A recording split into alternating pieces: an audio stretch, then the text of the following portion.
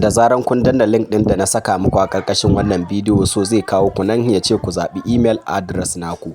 So after kun zaɓi wato email address naku, abinda za ku yi na gaba shine akan Swafone airdrop. So this is Swafone airdrop kuma yana da matukar kyau, so kuma an daɗe ana yin sa har ma sun tafi season 2. So na ga dacewar ya kamata in kawo muku shi domin ku amfana da shi. So yana kawo maka wannan waje kamar haka. So a nan gurin wato bayan ka zaɓi gmail address ɗinka zai buɗe maka feji kamar haka. So idan yana desktop side zaka iya canza wayanka daga desktop side zuwa normal, ko kuma idan a desktop side take so ka dawo da ita normal yanda zaka fi gani sosai. To suna dan saka ad sai ku kula, so za ku iya cancel a duk sanda suka sa muku ad sai ku sake dannawa. So guys, idan yanzu aka fara biyar mu danna subscribe, like and share. Ina kawo update akan Pi network, Sidra, B network da sauran airdrop. So a wannan rana za mu yi magana ne dangane da Swafone airdrop wanda mutane ke ta tambaya so game da ingancin sa, to kuma na yi bincike kansa na ga yana da kyau, so duba da update din da suke a handle din su. So idan muka danna anan za mu join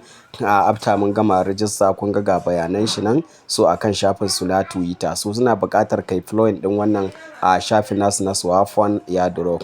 So idan kai following anan zaka dinga samun update game da shi wannan Swafone din. So bayan misali kun shiga, so kun yi follow nasu, so za ku ga nan ya zama following, haka ma za ku ga bayanai a ƙasa.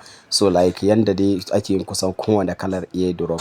So abu na farko dai bayan mun gama wato saka gmail ɗinmu ya hau, so komai namu ya zama so simple. So menene na gaba? So abu na gaba shi wannan airdrop din, wannan login din ko kuma in ce join din telegram din su da twitter din su kamar yadda na faɗa muku. So after duka kun yi wannan, za mu kalli cewa ga wajen da za mu zo mu taɓa start nan. So like yanda muke B network da sauran dai airdrop Pi da kuma wato Sidra, mana inda muka danna so daya, so za mu jira shi tsawon 24 hours, so zai ci gaba da tara mana, zai dinga mana mining. So wannan kuma za ku ga cewa irin region din shi gashi yadda yake buga kamar 1 USDT. So a nan gurin kenan, so wannan yana nuna mana cewa airdrop din so mai matukar muhimmanci ne, kuma airdrop din yana da kyau, ba airdrop na wasa bane.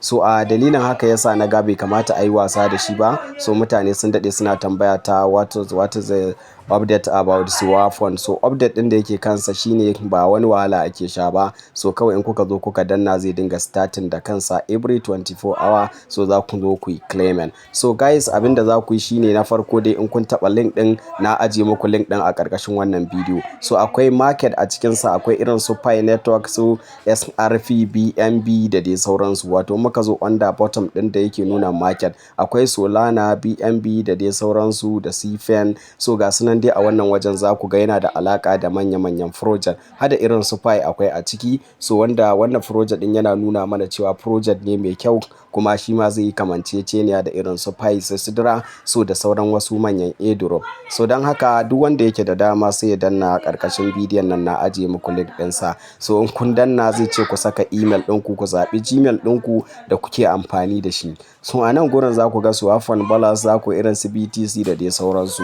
Wasu ɗan ƙarin bayanai ne game da shi a gaba da wannan airdrop ɗin. So ya kamata kowa ya je ya join ya fara shi. Kada a manta a danna subscribe, like and share. So a wannan wajen kuma a nan ne za ku ga balance ɗinku bayan an gama 24 hour, ma'ana kun samu abin da kuka samu a cikin wannan mining. So za ku ga balance ɗinku da abin da kuka samu a ciki. So na gode, sai mu haɗu da ku a next video. A danna like, ai kuma subscribing. So na gode.